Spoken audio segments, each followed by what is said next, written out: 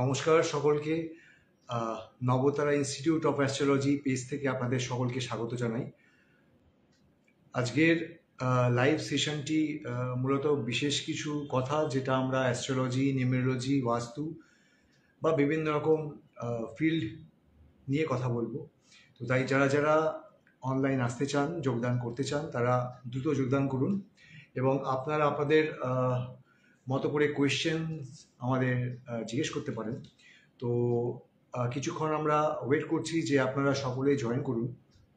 জ্যোতিষ, তন্ত্র, বাস্তু, নিউমেরোলজি এবং বিভিন্ন রকম শাস্ত্রীয় যে বিষয়গুলি আছে সেগুলো নিয়ে প্রকৃত জ্ঞান বা নলেজ শেয়ার করা। ফেসবুক বা ইনস্টাগ্রামের দৌলতে যেহেতু আমাদের রোজ রোজ নতুন নতুন কন্টেন্ট লাগে বা বিশেষ কিছু জিনিস ইনফরমেশন আমাদের রেগুলার কন্টেন্ট ওয়াইজ বানাতে হয়, সেক্ষেত্রে আমি প্রচুর ইনফরমেশন দেখতে পাই এবং প্রচুর ভিডিওস শেয়ার করার জন্যও কিন্তু বানানো হয়।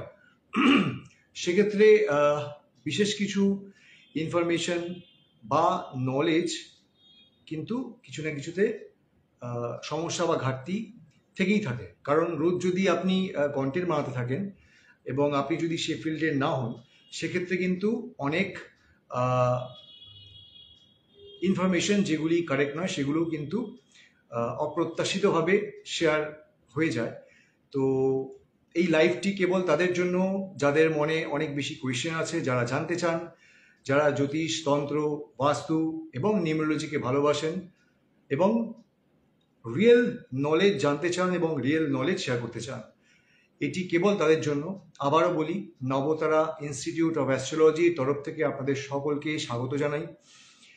নবতারা ইনস্টিটিউট অফ অ্যাস্ট্রোলজি একটি জ্যোতিষ, তন্ত্র, সংখ্যাতত্ত্ব এবং বাস্তু শিক্ষামূলক সংস্থা এবং এই অর্গানাইজেশনটি গভর্নমেন্ট রেজিস্টার্ড অর্গানাইজেশন, যেখানে বিভিন্ন রকম মানুষ বিভিন্ন রকমভাবে যোগদান করেন এবং শাস্ত্রীয় নলেজ অর্জন করেন।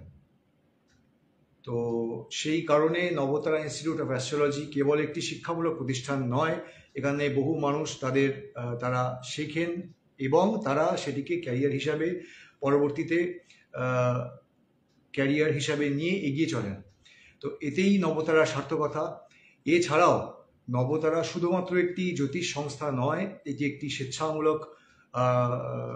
স্বেচ্ছাসেবী সংস্থা এবং একটি গভর্নমেন্ট রেজিস্টার্ড অর্গানাইজেশন, যেখানে বহু মানুষের পাশে কিন্তু নবতারা ফাউন্ডেশন তাদের সাথে তাদের জন্যে কাজ করে চলেছে। প্রচুর দৃষ্টিহীন মানুষ, বেশ কিছু স্টুডেন্টস যারা ভালো মার্কস করেছেন কিন্তু ফাইন্যান্সিয়াল প্রবলেমের জন্যে তারা পরবর্তীতে এগোতে পারছেন না, এবং বৃদ্ধাশ্রম এবং কিছু স্পেশালি এবল চিলড্রেন এবং অরফ্যান হোম বা অরফ্যান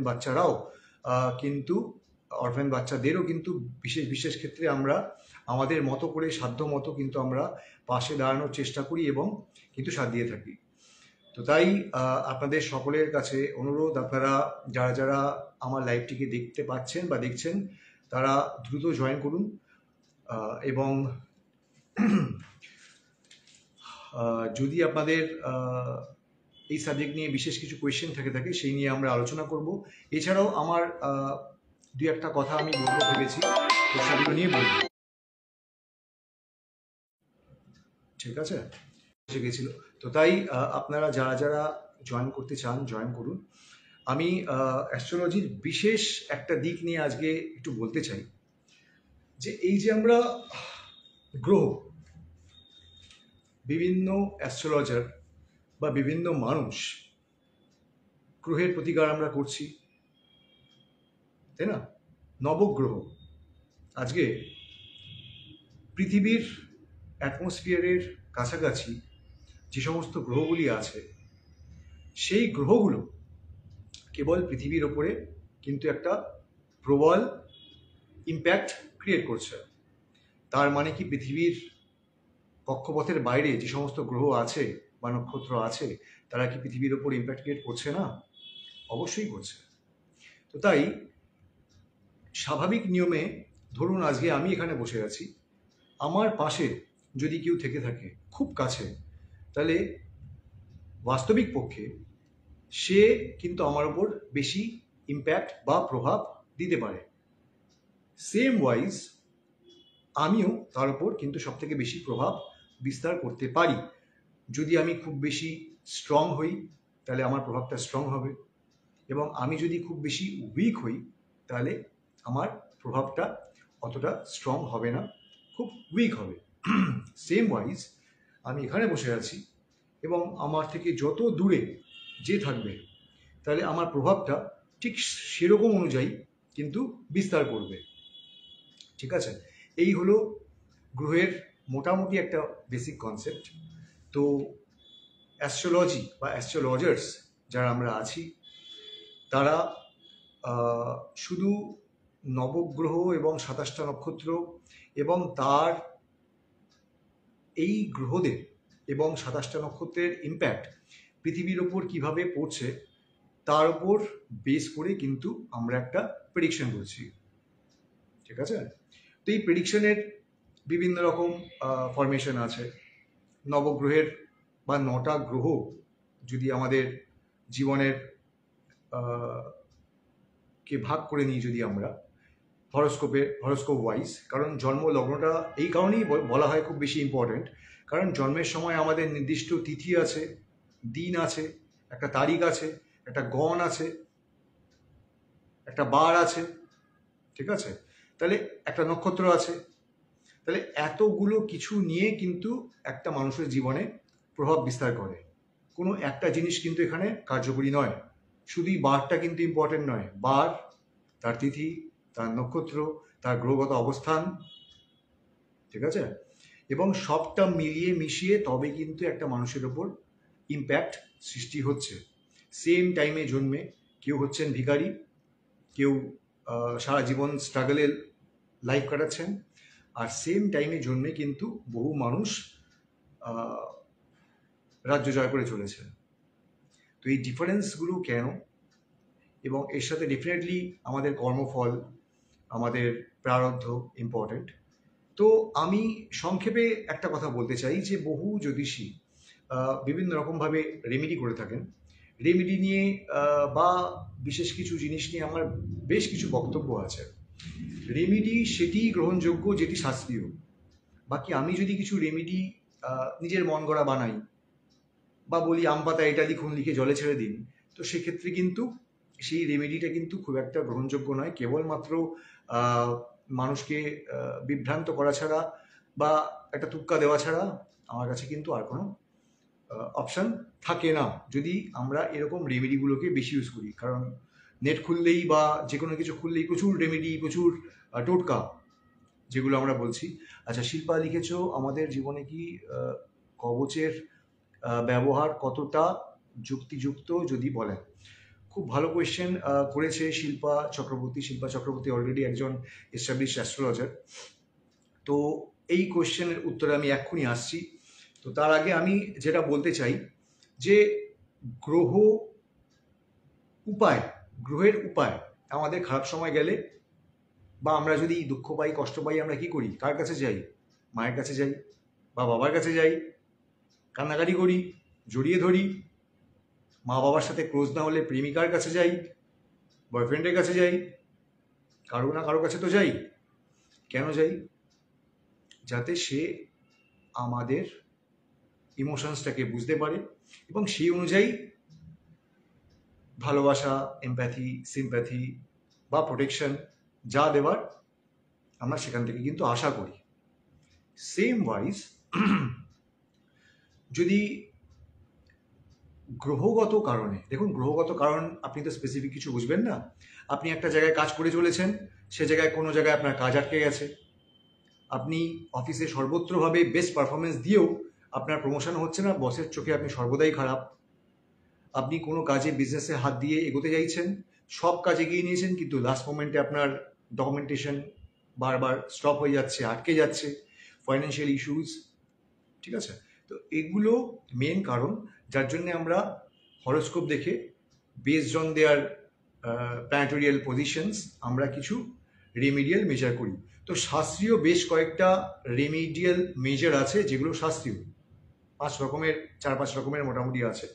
তাদের মধ্যে প্রথম হলো ধরুন জপ এবং ধ্যান। জপ এবং ধ্যান এক। 2 হচ্ছে আপনার পূজা পদ্ধতি, পূজা এবং দান। 3 হচ্ছে কবচ ধারণ, মূল ধারণ এবং রত্ন ধারণ। এবার আমি ফার্স্ট পয়েন্টে দিয়ে শুরু করছি। শিল্পার কোয়েশ্চেনে আমি এক্ষুনি আসবো, যেহেতু কবচ আমি একটা প্রতিকারের কারণ হিসাবে বলেছি, তাই শিল্পার কোয়েশ্চেনের উত্তরটা ওর মধ্যেই রয়ে যাবে। আপনারা সবাই এটা মন দিয়ে শুনবেন, খুব ইম্পর্ট্যান্ট জিনিস যেটি আমি বলতে চাই, কারণ আমার মনে হয় বহু অ্যাস্ট্রোলজার বা বহু মানুষ বা বহু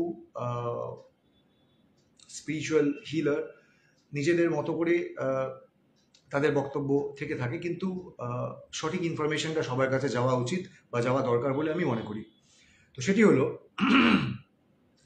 ফার্স্টেই আসি জপ এবং ধ্যান।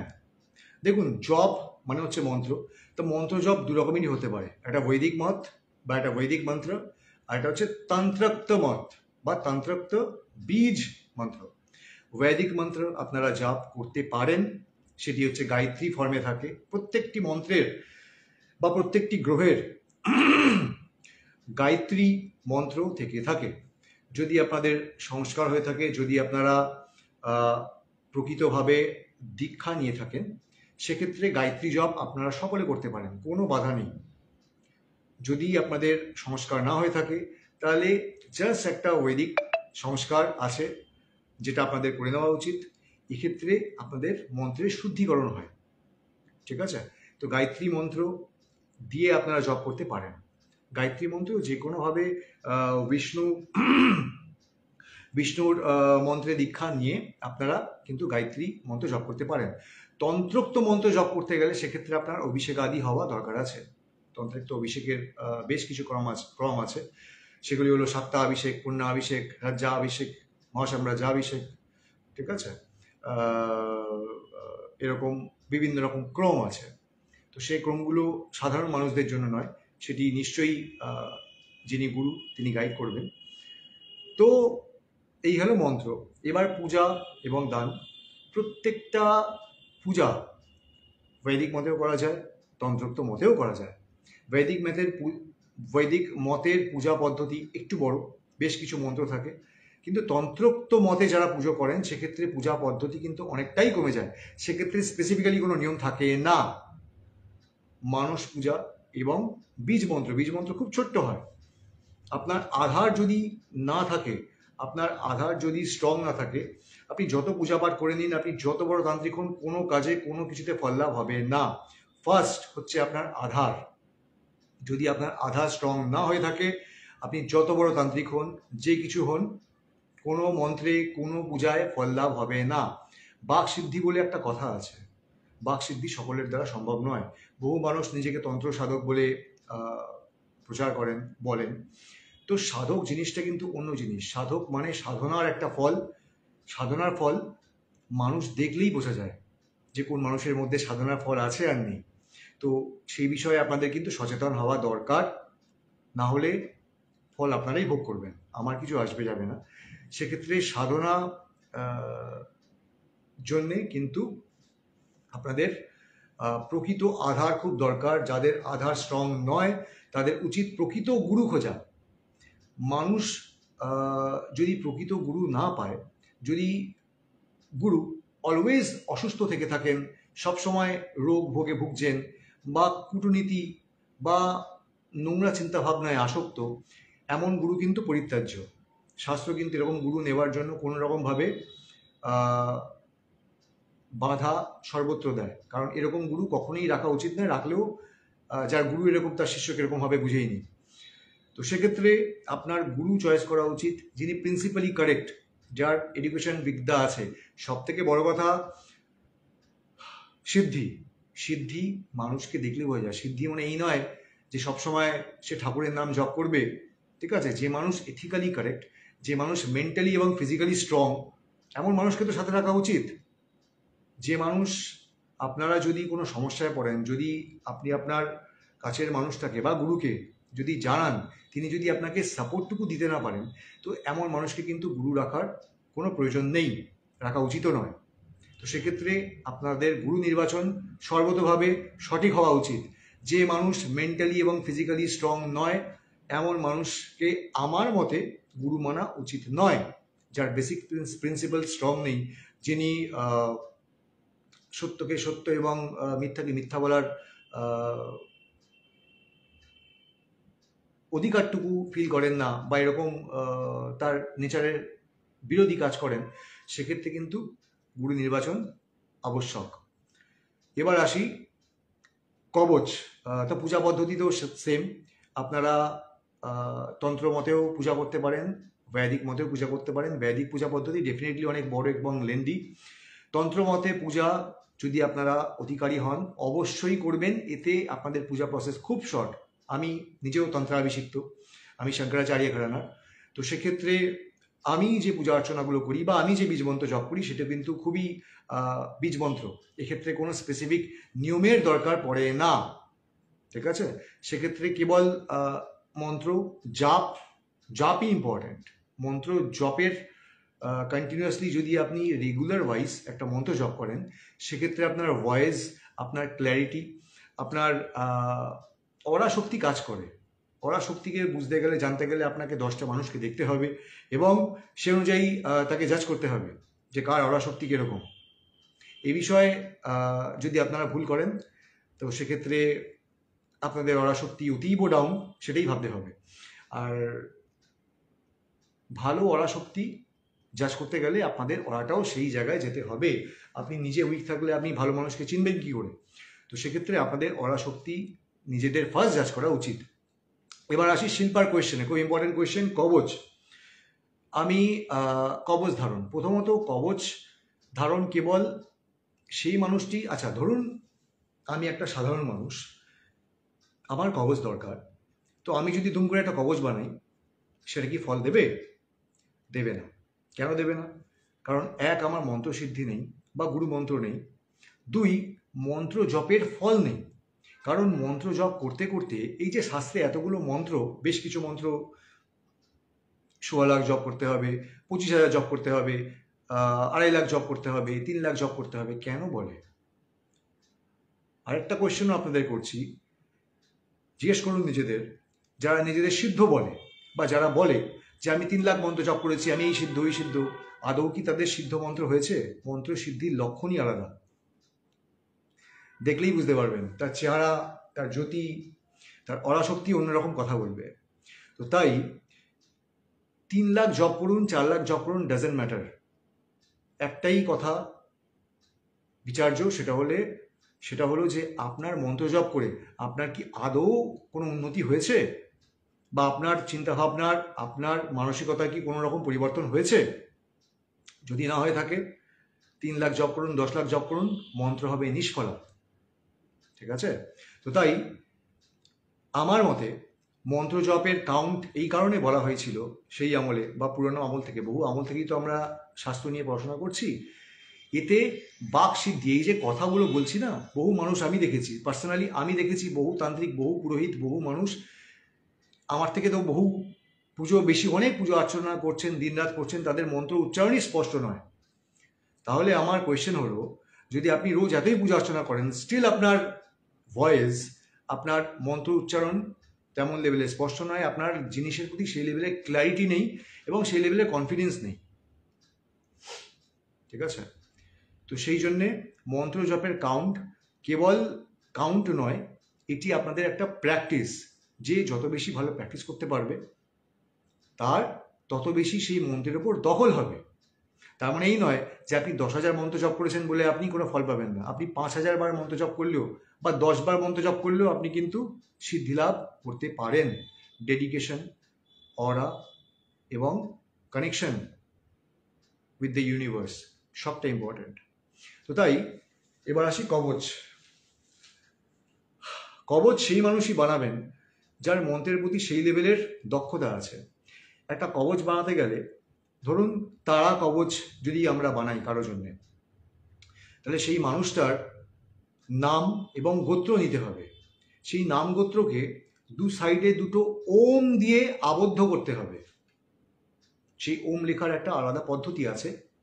এক সাইডে এরকমভাবে ওম থাকবে, আর আরেক সাইডে এরকমভাবে ওম থাকবে। এই দুটো ওমের মাঝখানে থাকবে সেই মানুষটির নাম এবং গোত্র, এবং এই এবং তার মাঝখানে এই যে অষ্টদল পদ্ম, সাথে যে দুটো ট্রায়াঙ্গেল থাকবে উপর এবং নিচে, এবং মাঝখানে জনি চিহ্ন বা জনি সাইনটি থাকবে। এবং তার নিচে ধরুন আমি বললাম তারা কবচ, তো তার নিচে তারা কবচটা কিন্তু পুরোপুরি লেখা থাকতে হবে তাহলে। এবং এই পুরো বিষয়টি হতে হবে ভূজ্যপত্রে। এবার যদি আপনি ভূজ্যপত্র না পান একান্তভাবে, কারণ দেখুন সব কিছুরই একটা খরচা আছে, কস্ট এফেক্টিভ, ভূজ্যপত্রই হচ্ছে সব থেকে বেস্ট, শাস্ত্রে তারই উল্লেখ আছে। এখনকার দিনে অনেক ক্ষেত্রে ভূজ্যপত্রের জায়গায় যারা সস্তায় কাজ করতে হয়, কারণ মানুষ তো এখন সস্তায় জিনিস ভাবেন, হ্যাঁ ভাবেন যে 5,000 টাকায় একটা কবচ হয়ে যায়। তো যারা জানেন তারা জানেন যে 5,000 টাকায় কি হয়। সুতরাং আমি জাস্ট একটা প্রসেস বলছি, তাহলে আপনারা এই কস্ট এফেক্টিভ বা খাটনিটা বুঝতে পারবেন যে কোন লেভেলের একটা এফার্ট দিয়ে একটা কবচ তৈরি হয়। আর সেখানে আমি দেখতে পাই 100 কবচ 200 কবচ এক একটা যজ্ঞে মানুষকে দিয়ে দেওয়া হচ্ছে, একটা যজ্ঞ করে 100 কবচ বিক্রি করে দেওয়া হচ্ছে। আমি জানি না যারা নিচ্ছেন তারা কতটা ফল পান, ঠিক আছে। এই বিষয়ে আমার কোনো বক্তব্য নেই, আমি কেবল আমার বক্তব্যটুকুই দিচ্ছি যে আমরা বেশি দিনে বেশিরভাগ চ্যাটেই দেখেছি গুরু চণ্ডাল দোষ, গুরুকে সম্মান করেন অনেকে, করে না অনেকে, গুরুর প্রতি কৃতজ্ঞ থাকে না, অমান্য করে। এদের কি সত্যিই সঠিক শিক্ষায় শিক্ষিত হয়ে সকল কাজে সফল হবে? আপনার কি মত? আমি এই কোশ্চেনে আসছি, তার আগে তোমার কবচটার উত্তরটা দিয়ে দিই। তাহলে কবচ পদ্ধতি যেটা আমি বললাম সেইভাবে একটি কবচ বানাতে হবে, এবং সেটিকে নিষ্ঠাভাবে তার ধ্যান মন্ত্র, কবচ মন্ত্র, প্রণাম মন্ত্র, ধ্যান মন্ত্র, কবচ মন্ত্র এবং বীজ মন্ত্র সমস্তটিকে জপ করতে হবে, এবং মন্ত্রের দশাংশ হোম করতে হবে। যতটা সংখ্যক বীজ মন্ত্র আমি জপ করলাম তার দশাংশ হোম করতে হবে। সবার আগে দরকার হচ্ছে সংকল্প।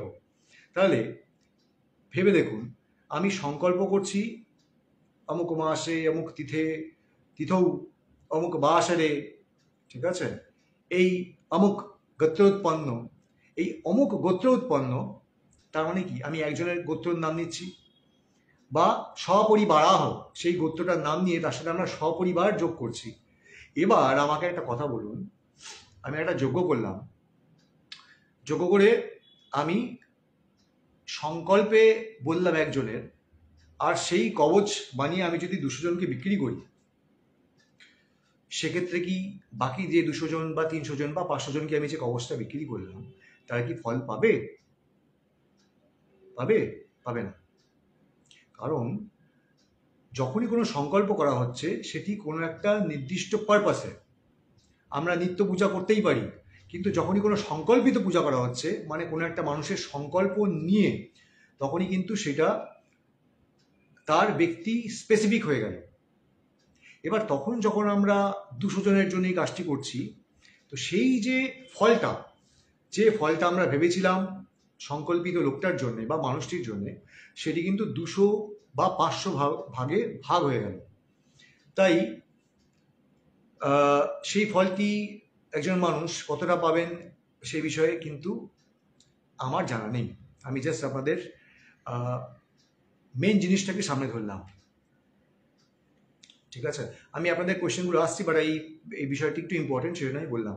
তাহলে কবচ সেরকমভাবেই বানাতে হবে, এবং ব্যক্তি বিশেষে ডেফিনেটলি কবচ করতে গেলে তার নির্দিষ্ট কস্ট এফেক্টিভ, কিন্তু এইটি হলো পদ্ধতি কবচ নির্মাণ করার। যদি এই পদ্ধতি না মেনটেন করা হয়, আপনারা কবচ নেবেন না বা পড়বেন না। এই বিষয়ে খেয়াল রাখুন, আপনারা কবচ কিন্তু নেবেন না বা পড়বেন না যদি এই বিষয়গুলো না হয়ে থাকে, কারণ কোনো কাজ হবে না। আমি দায়িত্ব নিয়ে বলছি, আপনাকে লিখে দিচ্ছি, কোনো কাজ হবে না, ঠিক আছে। তো কবচ করতে পারেন সঠিকভাবে করা, ঠিকভাবে নিয়মনিষ্ঠাভাবে করলে, ঠিক তিথি, ঠিক দিন, ঠিক নক্ষত্রে কাজ করলে এবং সঠিক সংকল্প নিয়ে কাজ করলে ডেফিনিট কাজ হবে, ঠিক আছে। তো এই বিষয়ে আপনাদের বিচার করা উচিত, এবং যিনি করছেন তার অরা বা তার ক্ষমতা কতটা, কারণ মেনলি কাজ হচ্ছে অরা শক্তির ওপর, ঠিক আছে? তো এই বিষয়ে খেয়াল রাখা উচিত। এবার আসি মূল ধারণ একটি সাবস্টিটিউট, যেটা আমরা স্টোন বা অন্যান্য জিনিস যখন ধারণ করতে পারছি না তখন আমরা মূল নিয়ে কাজ করছি। মূলের ক্ষেত্রে প্রচণ্ডভাবে ভালো কাজ করে যদি সেটি মেডিকেল ইস্যুর জন্য, যদি আপনারা কোনো শারীরিক অসুস্থতার জন্য কোনো মূল গ্রহণ করেন, সেটি কিন্তু খুব ভালো কাজ করে। এবং মূল মোটামুটি 15 বছর, 17 বছর, 18 বছরের মানুষজনের জন্য কিন্তু খুব ভালো কাজ করে। প্রাপ্তবয়স্ক মানুষদের জন্য মূলের কাজের পরিধিটা একটু স্লো হয় বা কম হয়, কিন্তু মূল কিন্তু কাজ করে। মূল সহজেই শুকিয়ে যায়। সেক্ষেত্রে যেটা করা উচিত, মূল যে গ্রহের জন্য আপনারা নিচ্ছেন, সেক্ষেত্রে প্রত্যেকটা মূল যে গ্রহের জন্য আপনারা মূল নিচ্ছেন, সেই মূলটার আগে থেকে একটু বেশি করে নিয়ে তার ডাস্ট করতে হয়, সেই রসের মধ্যে আলাদা করে তার রস নির্যাসটাকে বার করতে হয়, করে এবার স্পেসিফিক্যালি আবার যে মূলটা আপনার লাগছে সেই মূলটাকে নিয়ে সেই রসটির মধ্যে কিন্তু চুবিয়ে রাখা উচিত 1 দিন বা 2 দিন। তাহলে কি হয়, এই যে মূলটা যেটা আমরা গায়ে ধারণ করব সেটি আরও বেশি এনার্জাইজড হয়ে যায় বা অনেক বেশি অ্যাক্টিভ থাকে, ঠিক আছে? তারপর যদি সেটা ধারণ করেন, ডেফিনেটলি মেডিকেল ইস্যুর জন্যে বা অন্যান্য কাজ ক্ষেত্রে কিন্তু কাজ করে। এবার আসি রত্নধারণ। বহু মানুষ রত্নধারণ নিয়ে বিভিন্ন রকমভাবে তাদের মতবাদ আছে। দেখুন, আমি নিজেও রত্নধারণ করেছি, কিন্তু সব ক্ষেত্রে যে রত্নধারণ ইম্পর্টেন্ট তা নয়। রত্নধারণের ক্ষেত্রে একটা খুব ইম্পর্টেন্ট বিষয় বলি, মানুষ দেখবেন আপনারা কেউ গোমেদ পড়ছেন, কেউ ক্যাটসাই পড়ছেন। আপনারা ভালো করে ফলো করে দেখবেন, কোনো বড় ইন্ডাস্ট্রিয়ালিস্ট, কোনো বড় সেলিব্রিটি, কোনো বড় প্লেয়ার, কোনো বড় টিভি সেলিব্রিটি, টিভি স্টার, কারোর হাতে আপনি ওই ক্যাটসাই আর গোমেদ দেখবেন না, ঠিক আছে? এই প্রেডিকশনটা খুব বেসিক লেভেলের প্রেডিকশন। কারণ আপনার বিবেচনা করা উচিত যে আপনি পাড়ার গুন্ডাকে পাওয়ার দেবেন, নাকি যে মানুষটা ভালো কাজ করছে, যে মানুষটা স্ট্রং, যে মানুষটা ধার্মিক, নিষ্ঠাবান, ঠিক আছে, নিষ্ঠাভাবে আপনাকে হেল্প করতে পারে, সাপোর্ট করতে পারে, আপনি তাকে সাপোর্ট করবেন, তাকে হেল্প করবেন বা তাকে পাওয়ার দেবেন, নাকি আপনার পাওয়ারে যে আপনাকে বেশি ডিস্টার্ব করে তাকে পাওয়ার দেবেন? তো সেই বিষয়ে প্রেডিকশন বা রেমেডিটা খুব ইম্পর্টেন্ট। প্রেডিকশনটা ছাড়ুন, বাট রেমেডিটা খুব ইম্পর্টেন্ট। ভুল রেমেডি করলে আপনার জীবনের সমস্ত কাজ, সমস্ত কিছু আটকে যাবে। তো তাই রেমেডি কিন্তু খুব ভেবেচিন্তে বিচার করবেন। এইটুকুই। আজকের লাইভটা অনেক বড় হয়ে গেল, বাট এই বিষয়টা খুব ইম্পর্টেন্ট, এগুলো আপনাদের খেয়াল রাখা উচিত।